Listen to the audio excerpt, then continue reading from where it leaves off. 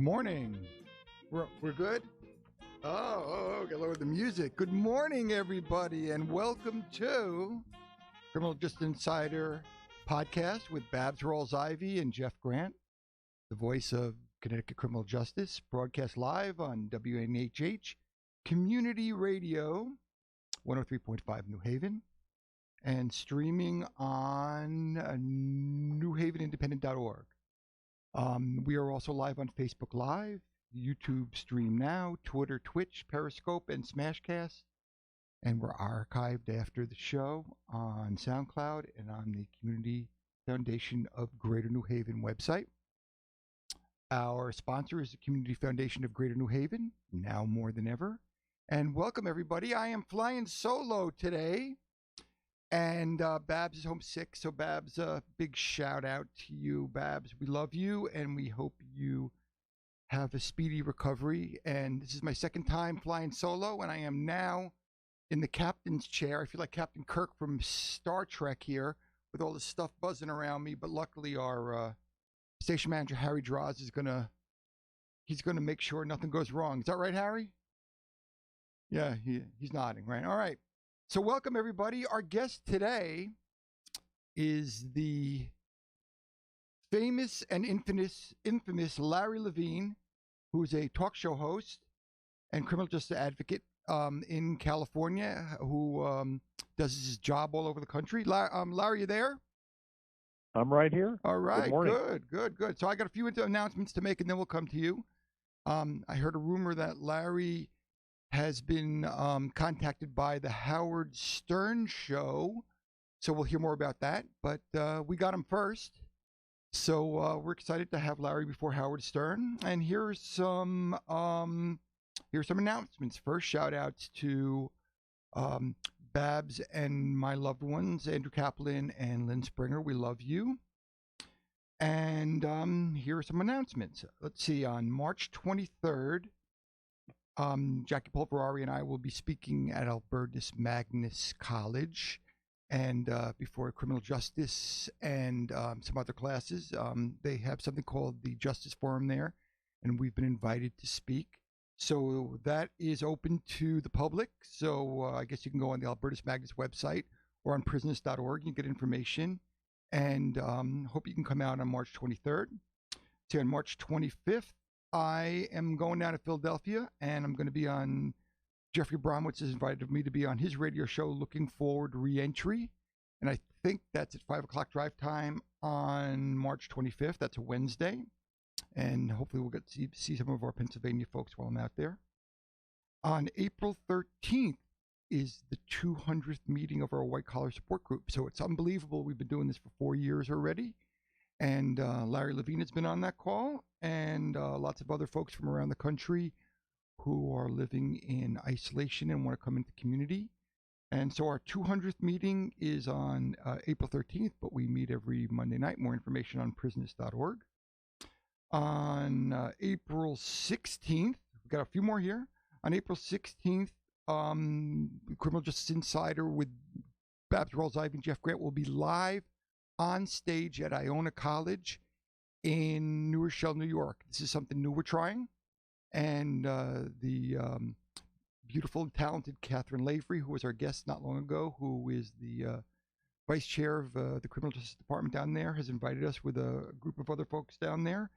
And we're doing a live podcast on stage with 3 special guests to be announced soon. And then there'll be a reception afterwards. So that's open to the public too. So that's at Iona College, New Rochelle. So we hope to come out for that. 2 more announcements. April 17th, the Connecticut Hall of Change inductees, the inaugural inductees, will be here with us on that Friday morning at the podcast here at WNHH New Haven. And so there will be 8 inaugural inductees this year, and every year thereafter there will be 8 inductees, and we hope we can cram all of them in this little studio. But Charlie Grady, who's the founder and also the founder of Hang Time, will be here with them. So I'm sure he'll monitor them and make sure they get in and out of here. And the last one is on May 28th, and I will be out in East Lansing, Michigan, at Michigan State University, speaking at a white collar conference out there. Our buddy Jay Kennedy is running it. He's a professor of criminal justice out at Michigan State, and it's 2 packed days of white collar information that I guess we couldn't get anywhere else. Our guest today is Larry Levine. Let me give you some information on Larry. Larry is a former 10-year federal inmate who is now director of Wall Street Prison Consultants and Coaching, and he's been a contributor to CNN, Fox, MSNBC, The Washington Post, The Wall Street Journal, New York Times, and several major news organizations, providing expert information on federal prison and what people experience when they're incarcerated, and so much more. Larry's a very good friend of mine. We speak all the time. Larry Levine, welcome to Criminal Justice Insider. Hey, glad to be on your show. Good morning. Larry, I'm so happy to be you're on our show. I've been on your show before, and I could barely get a word in. Hey, Jeff, we always like having you on. You bring a lot of value every time you're a guest. Yeah, I don't know how exciting I am, Larry, but definitely try to be valuable. So tell me what's going on in the world of Larry Levine. World of Larry Levine? I don't know. What is it, 6:10 a.m. here in Los Angeles? I'm laying in bed. I woke up to do your show. You're over there on the right coast, as they call it. Yeah. A lot of things going on. Getting ready, let me see, East Coast stuff. I don't have the dates yet. I'm going to be at Fordham University Law School in the next couple months, lecturing on white-collar crime. Yeah, I read that. To the law students. I will be on the Howard Stern show. I don't have the actual date. I don't have dates for anything. Oh, yeah, tell us. But I'll be on there, and we're going to run like a game show for for his cast to see how they would survive in prison. So what I'm going to do is, I don't know, I've created like 20 questions. And for each right answer, they get 1 survival point. And for each wrong answer, they don't get anything. And whoever has the most points gets deemed the shot caller. Oh, and whoever has the least amount of points gets deemed to be the prison punk bitch. And they just love the stuff that I've put together. Why do you explain to the audience what a shot caller is? Probably most of them probably won't know. Well, no, yeah, I guess not.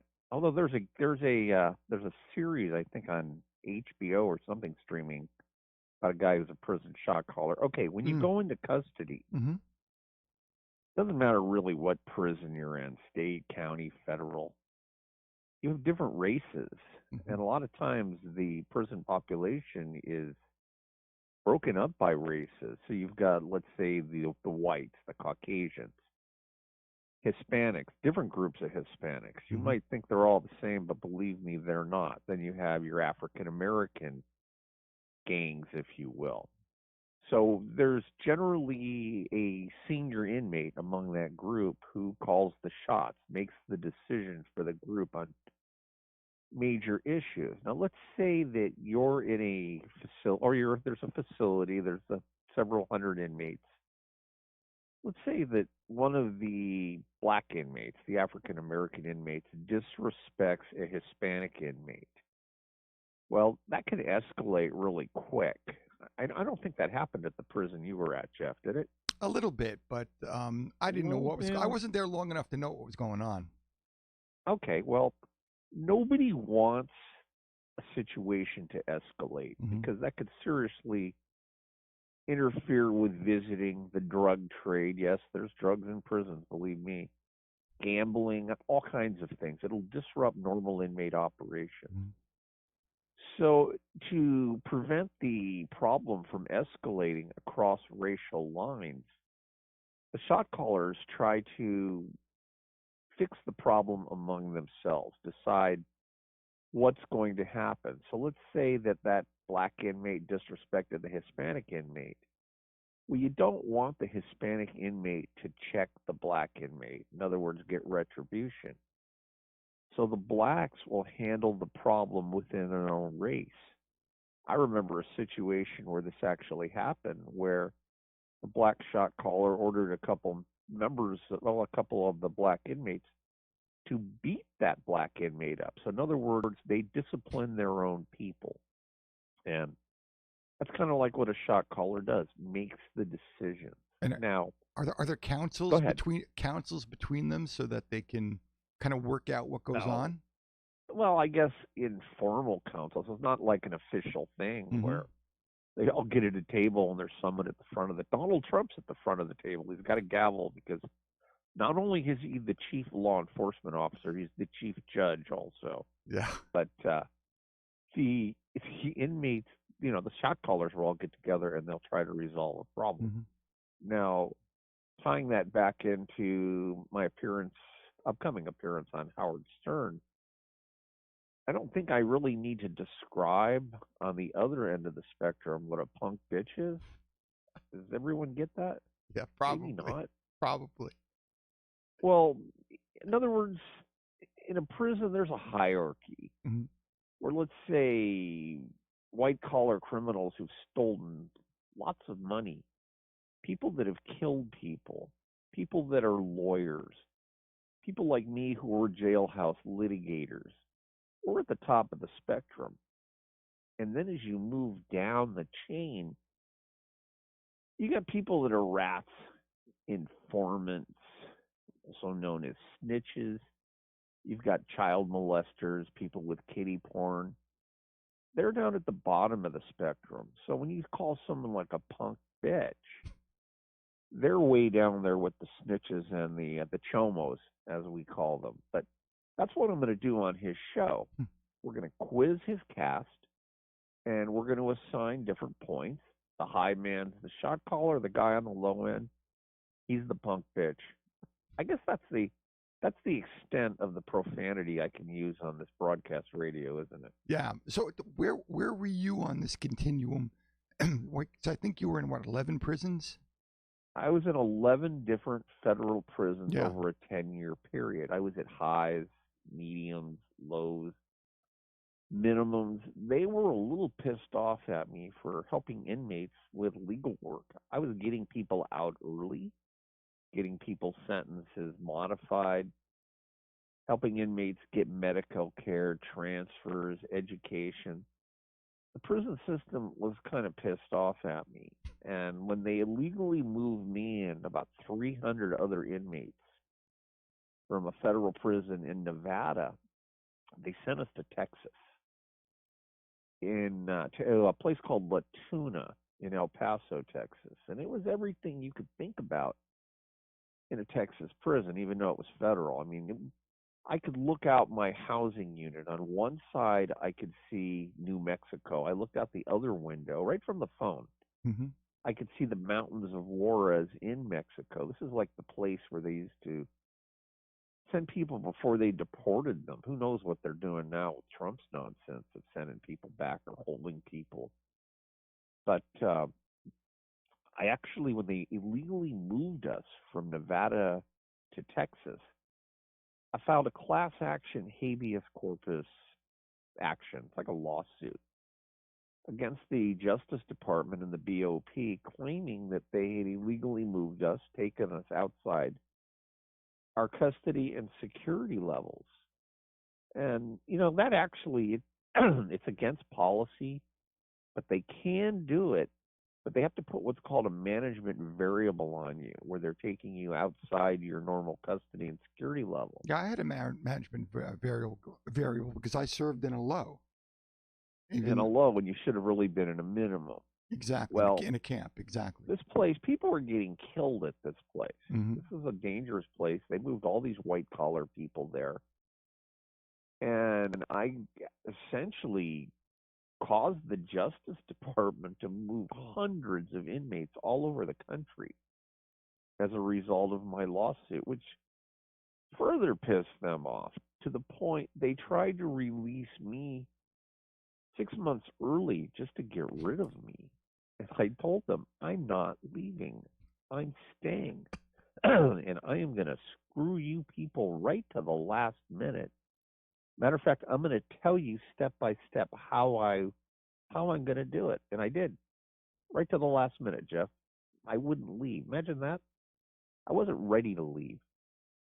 So when you were in all these 10, 11 different prisons, how did you get from prison to prison? I mean, was it Con Air? Is it like what we see in the movies or on TV?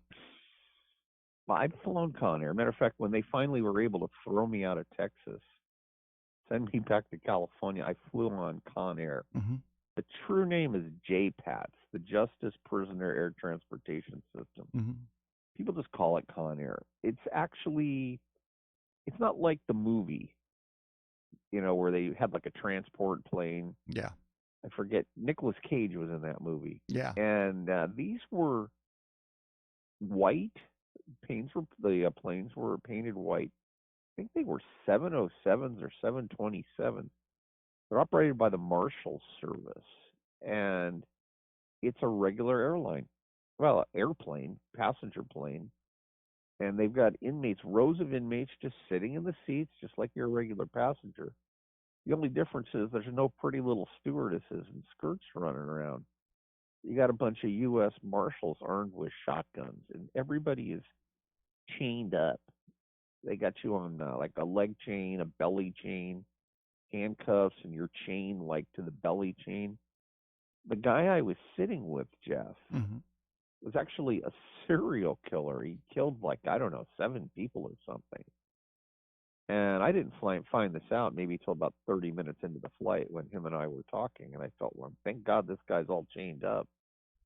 But he seemed as normal as you and I.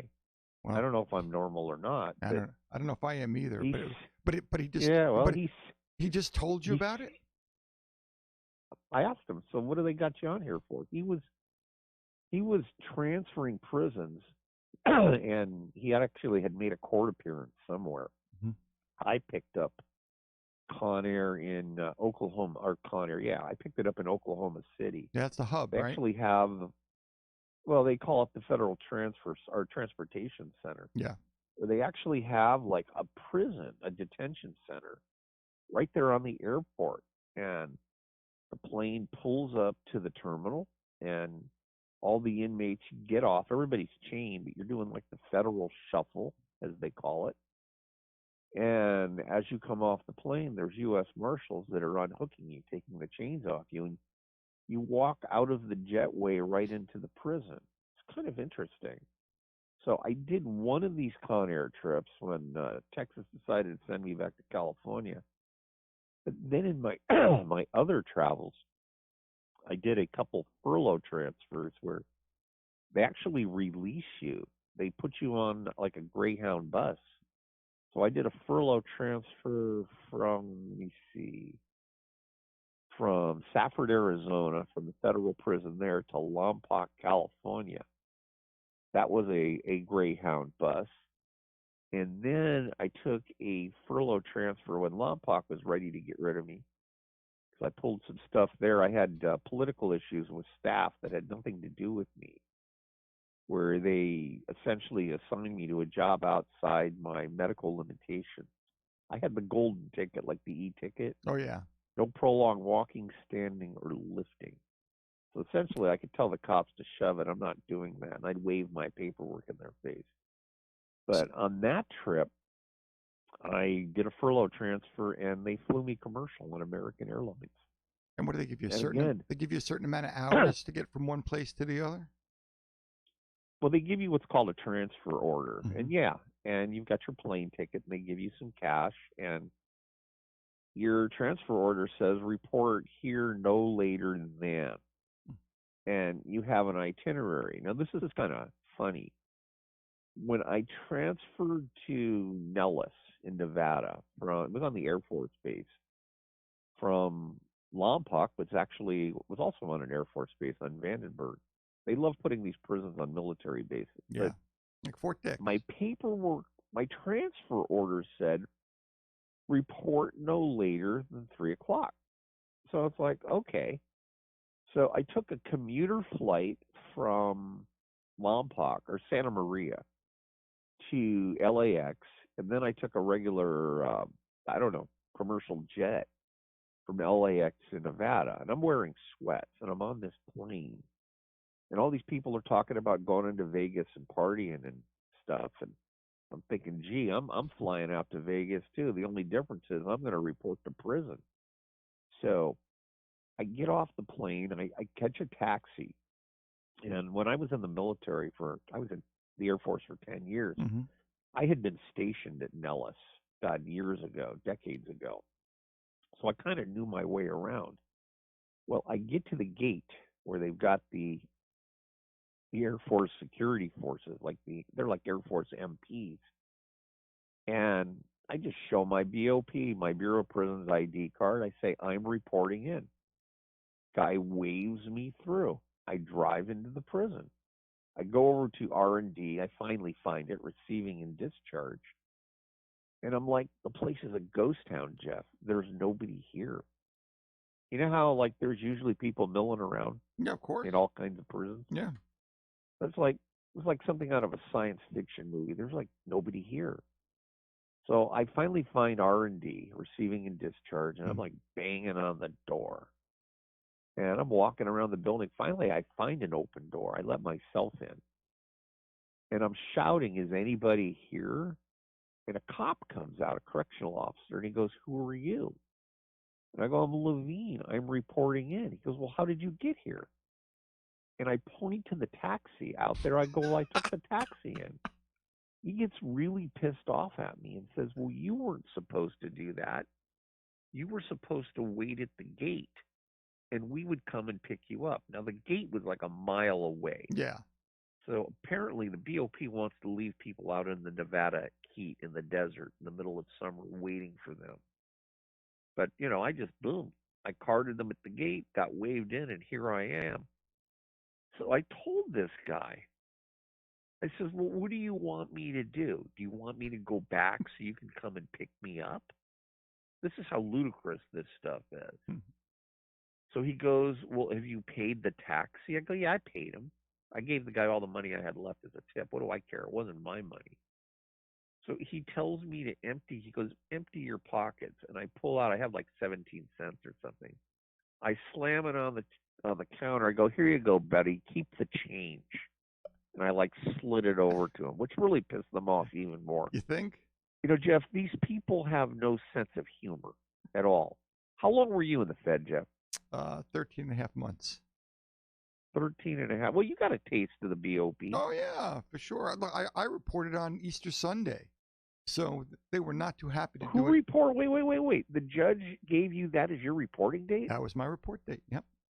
And I don't want to say that's the stupidest thing I've heard, but so you ended up spending the night in the shoe, probably. I did, yeah, of course. Yeah, now I didn't even know. Like I didn't even know it was the shoe. For anyone listening out there, the shoe is solitary. I didn't even know it was the shoe. They just. You thought that's where you're going to be the whole time? I didn't know. I mean, they didn't tell me. They just led me. They just led me from R&D over to this building and searched me again and put me in a cell. I had a roommate in there. And he told me kind of what's going on. He wasn't a serial killer or anything. Who knows? I mean, he wasn't telling me his charges. He didn't tell you his story. He's probably there on a disciplinary or something. Yeah, I think That's generally why they I think people. we were on the administrative side. I don't think we were in the disciplinary side. Oh, okay. Yeah. So you got a little bit of shoe time. Yeah. They love sending people to the shoe. Some people spend their whole sentence in the shoe. Yeah. Did you know that Jeff Epstein, he spent his entire sentence in the shoe, Mm-hmm. and then one day it just ended, and he wasn't even sentenced yet. He was in pre-sentence custody. So what's your theory? What's your theory about that? Well, Jeff Epstein got early checkout. Mm-hmm. My theory on Jeff Epstein, he got arrested July 24th. On my Facebook page on July 26th, I did a big post saying, Mm-hmm. Jeff Epstein will never make it out of here, out of MCC alive before he can talk. He'll either end up hung or strangled, and then they'll end up calling it a suicide. If you don't believe that, you don't know how things really work in America. Well, I was on Fox News talking about it. They actually put my Facebook page right on the air, and they read this. I watched it. I saw you. You saw me. Oh, okay, yeah. Well, Epstein had too much information on too many people. they couldn't let him stay alive. But I don't think, I shouldn't say they. People always say, well, who are they? The people he had information on, billionaires, people with money and power and influence, they needed to silence this guy.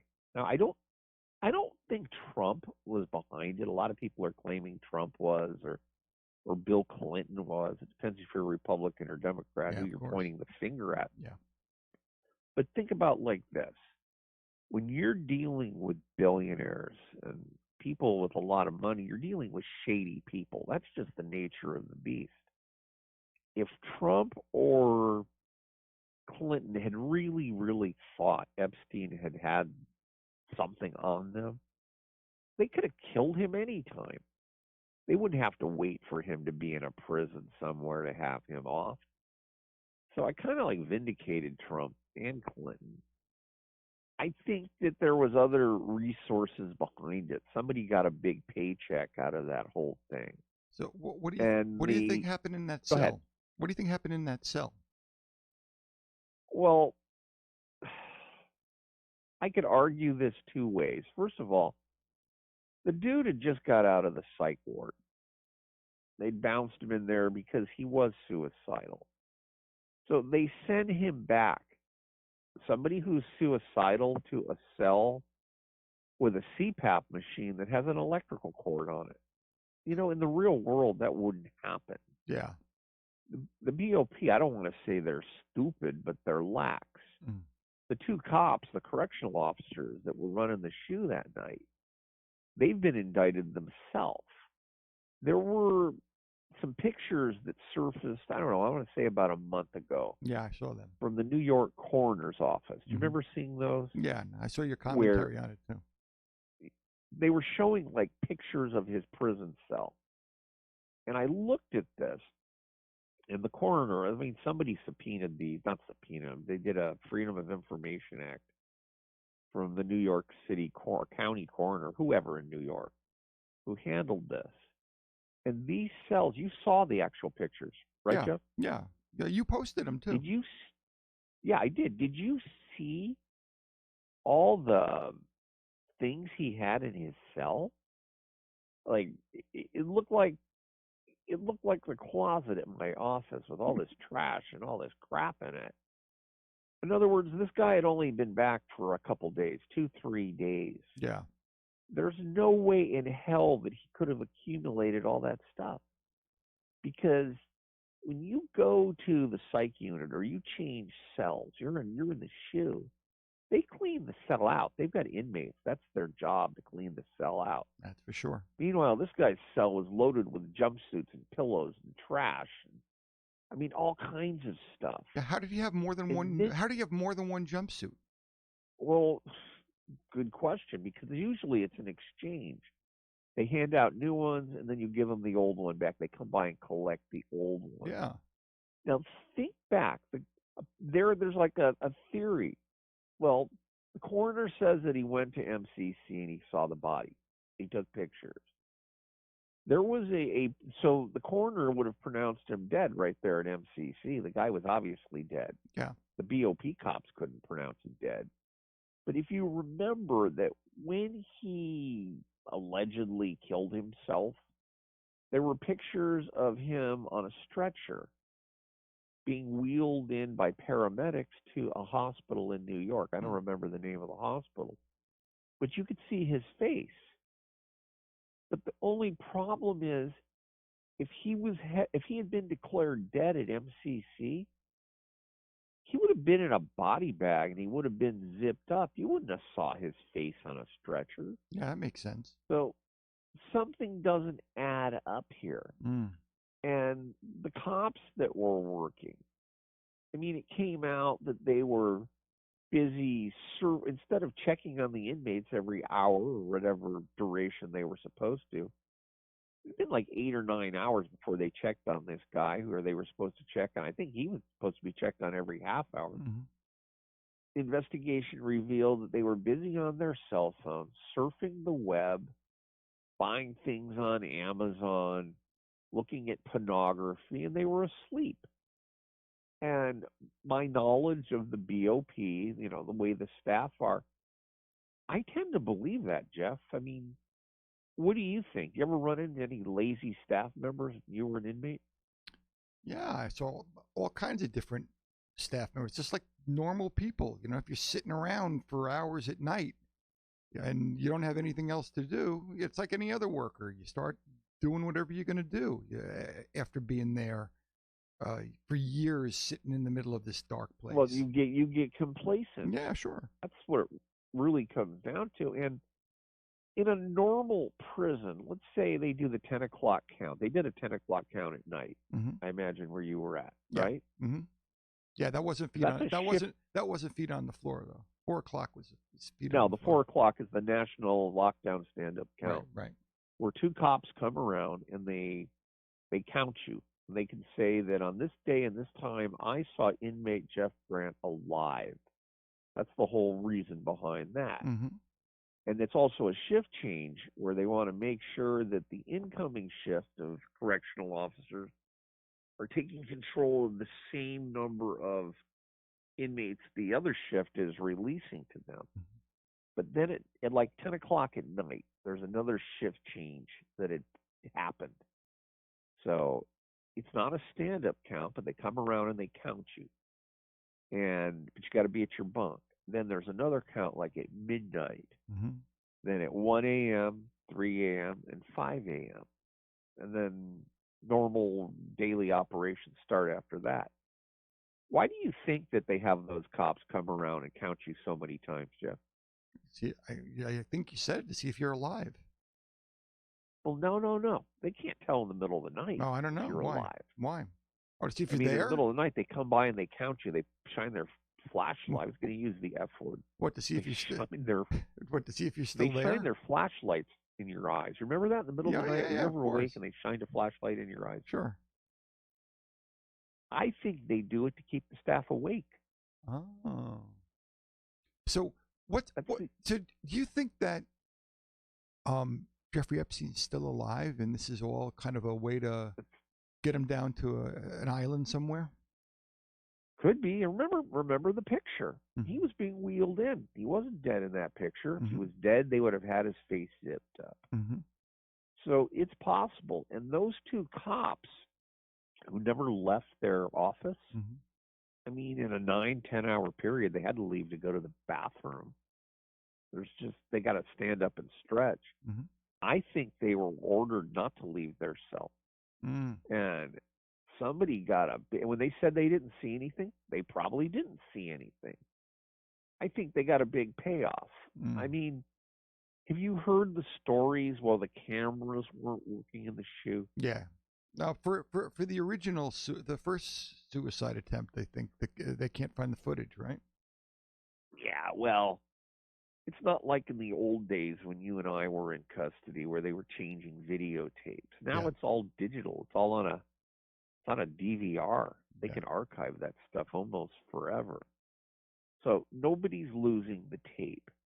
Yeah. And I mean, this special housing unit at MCC, El Chapo had just left there previously. He was like a neighbor of Jeff Epstein. Yeah.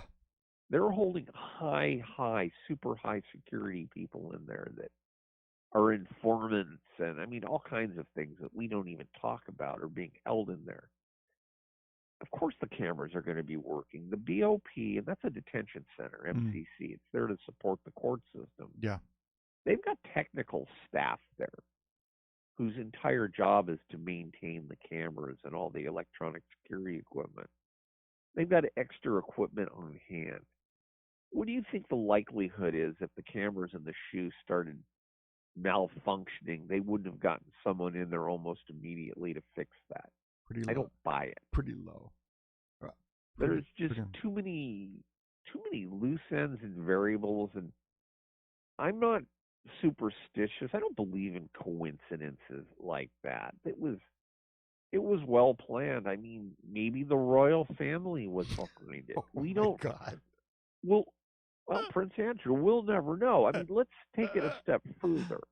All these people that are tied into the ongoing Epstein investigation. Yeah.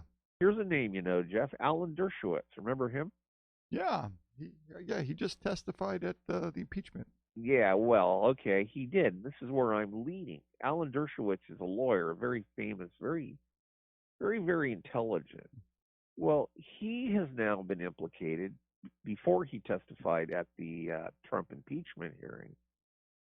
He was implicated in this whole sex ring. He hasn't been charged or anything, but people obviously have stuff on Alan Dershowitz, and I believe that's how they got to him.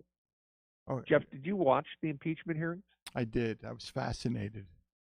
I thought It was. it was fascinating. Did you hear Alan Dershowitz, or Dushowitz? I don't know. Did you hear his explanation in theory on why Trump was innocent? Yeah, his reversal from his reversal from his OJ testimony, right? From his Clinton testimony. His whole theory. I mean, Dershowitz isn't stupid by any means, not at all. And for him to put forth a theory on Trump that he did, I mean, I think John Roberts, the Chief Justice, was even rolling his eyes. They got to Dershowitz, and he was almost like forced. That's what it has to be. He was forced to give that testimony, or something was going to be released. I mean, what do you think caused him to give nonsense testimony like that? There has to be something behind it. It's a great thought. Hold on, I got to do a little station ID where you're listening to 103.5 FM WNHH Community Radio, live streaming on Facebook Live and at newhavenindependent.org and other podcast options. We're talking to Larry Levine on Criminal Justice Insider. Larry, let's pivot to what you're doing now and how you're spending your time now. Well, I'm laying in bed talking to you right now. Yeah, I'm spending my time. What do you do for a living? What do I do for a living? I do damage control, if you will. People that come to me have been indicted. They've gotten a target letter by the Justice Department, the FBI, telling them, you know what, we suspect that you did this or that, and you better lawyer up. Have your lawyer contact us. So I'm dealing with defendants going through the federal criminal justice system. I'm dealing with inmates that are in custody. And I do prison consulting, and I kind of do like criminal litigation support, where I'm helping people get sentence reductions, getting them into programs which can get them out of federal prison early, helping people with designation issues. Some people I can help. Some people get a hold of me at the last minute, think I'm like Jesus. I can work miracles. That's like a special kind of stupid on their part. But I'm helping people navigate the criminal justice realm. So I've got clients that are going through the court process. Remember, I'm not a lawyer, so I can't give legal advice, but I could certainly explain. Let's say you were indicted. I can certainly explain the law to you. I can explain what you're being charged with. I can explain the ramifications of your charges.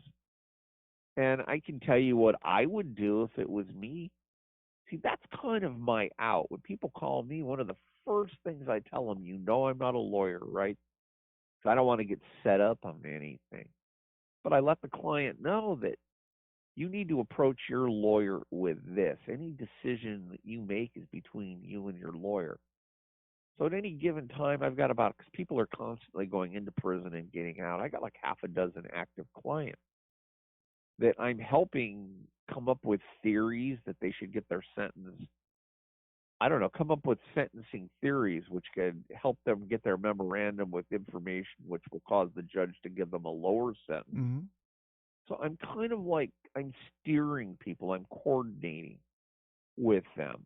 But I'll get people designated to a good prison. Like I said, I'll get them positioned to get into what's called the RDAP, the Residential Drug Abuse Program Early Release. Mm-hmm. And then there's something new. Jeff, are you familiar with this First Step Act that was just released? Sure. What I've been hearing from people in prison is that the First Step Act is important piece of legislation, but the BOP is pretty slow in rolling out the Okay. the I just read, I got a 21-page internal memorandum that someone must have stolen from the BOP or somewhere. I don't want to use the word stolen. Somebody got their hands on it. It really should be public, but I've searched far and wide to see if I can find this anywhere. Somebody smuggled it out, sent it to their lawyer, and had it sent to me.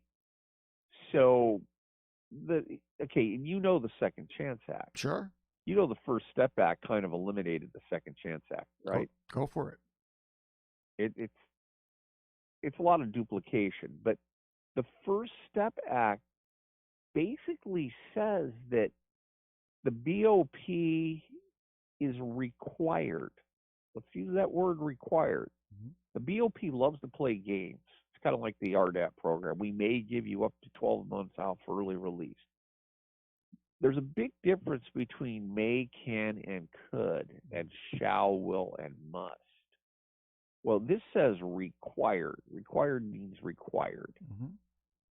Let's say somebody has a 5-year sentence. That's the threshold. The BOP is required to send them to a halfway house for 12 months. It's not discretionary. Then they are required to give the people 6 months of home confinement. So there's 18 months there. And then they throw in a little tiny phrase that says as practical. Oh. Now, you didn't know it was a required 12 and 6, did you? I didn't. You didn't. Most people don't because they don't have this internal document that I have. I'll send you a copy of it. And they talk about something called earned time credits, not good time credits. Sure. Are you familiar with the earned time credit? Sure. This is a big topic right now. Yeah, I bet. And here's something else that was in my internal document. What you're going to send to me? You're going to send to me right after the show, right? I will send it to you. Right, not after the show. I'm going to go back to sleep, but I'll send it over to you. The earned time credits, you're supposed to take programs, educational programs, religious recidivism programs. Yeah. And these give you extra time credits, which you can essentially get you out early, give you additional halfway house, knocks time off your supervised release. I got a client in actually Fort Dix, New Jersey. This guy's been locked up 9-10 years on a 11-year sentence. He's getting ready to get out. We're working on some stuff. What level is Fort Dix? Fort Dix is a complex. They got all the levels there. Yeah. This guy's actually at the low. He's behind the fence. It's actually the biggest federal prison. I don't know if you knew that or not. Yeah, well, the biggest federal complex. Well, yeah, complex several. It's got more inmates than the complex has more federal inmates than any other facility. This guy took 75 courses, educational courses. I got his printout. It's all well and good. The only thing is, here's something else I bet you don't know. Those educational courses only count if you took them after January 20th, 2020.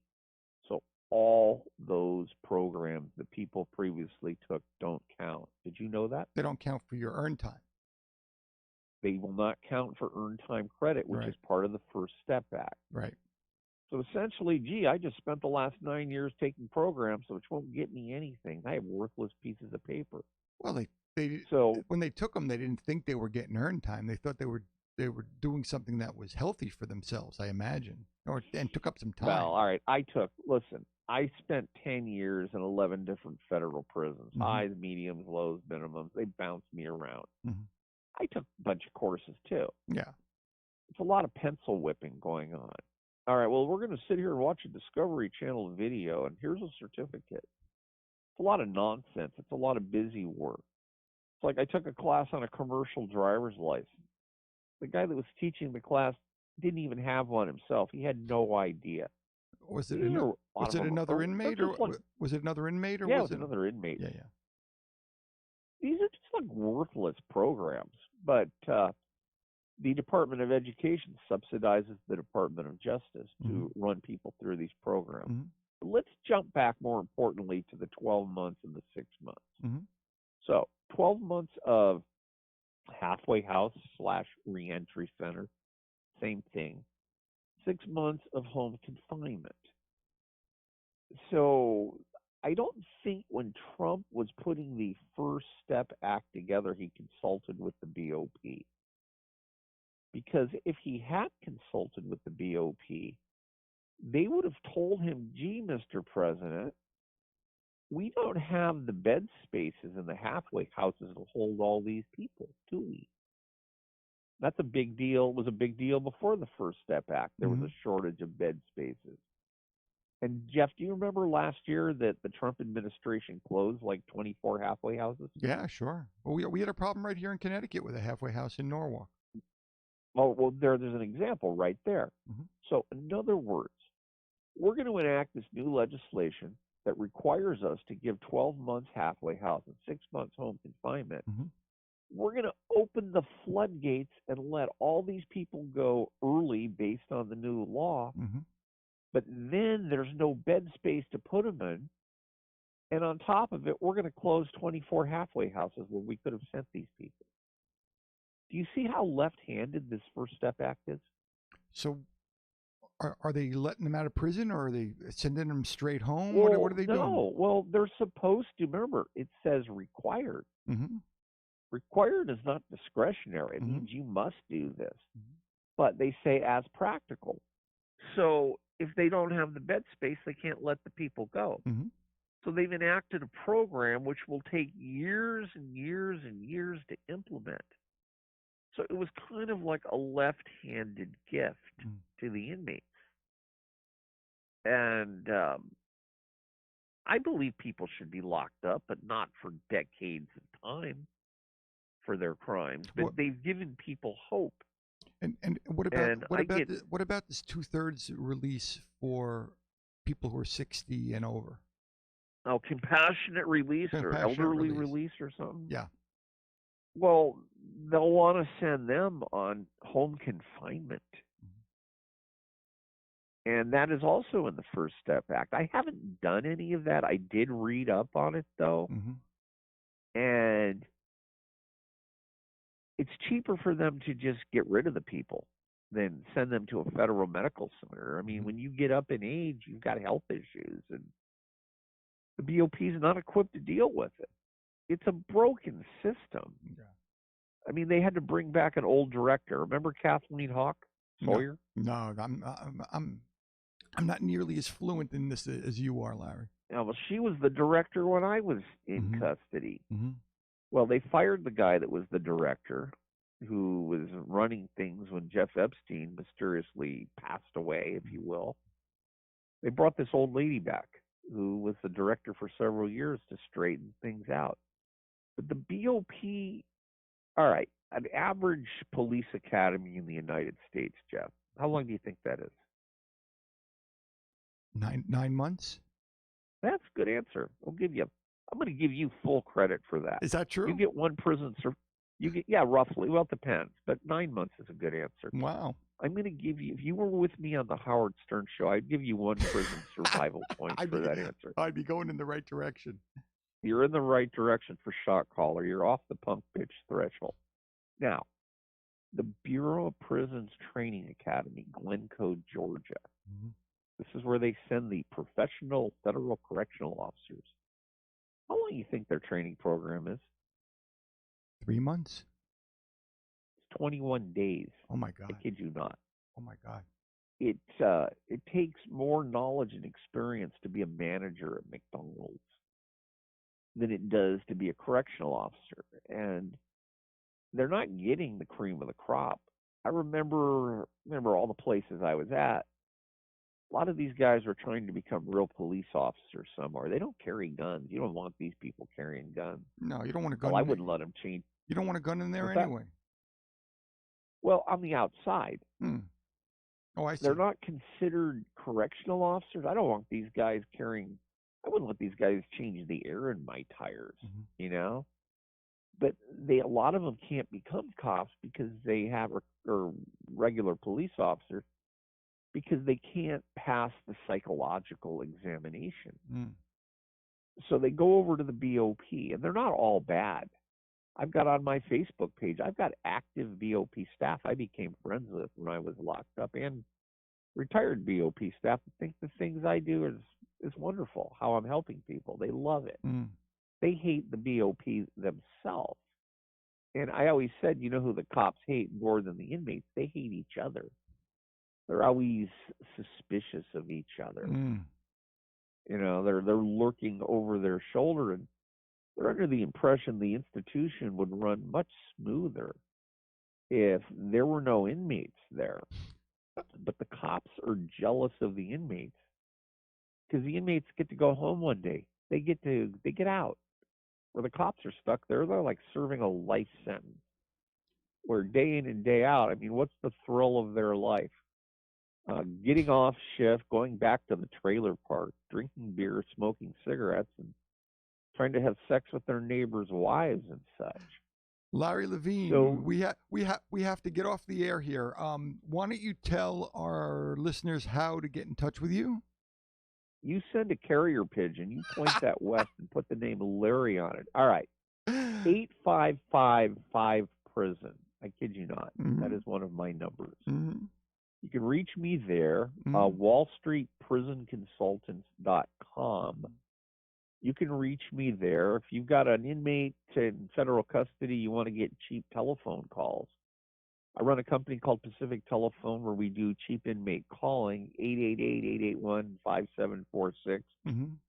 We can hook you up. And I look forward to helping anyone. If you just have problems, questions, or need a little bit of guidance, give me a call. Hell, let me blast my cell number. Yeah, go for it. Maybe I'll get some chick calling me for a sex call. 213-219-9033. I'm always available. And you're on the air on Friday nights, 7:00 New York time, 4:00 LA time. PirateRadioUSA.net. Mm-hmm. That's PirateRadioUSA.net. Mm-hmm. It's the Friday Chaos Crew on BBM Global out of Long Island, New York. And it's 2 hours of fun, chaos, and mayhem in your life you're never going to get back. We've stolen those 2 hours from you, Jeff. I listen every Friday night. Larry, thank you so much for coming on the show. I hope a lot of people reach out to you, and you certainly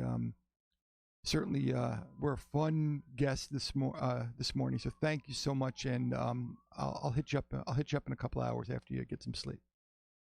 All right, you take care, and to all your listeners, have a good, safe day here in America. Bye-bye.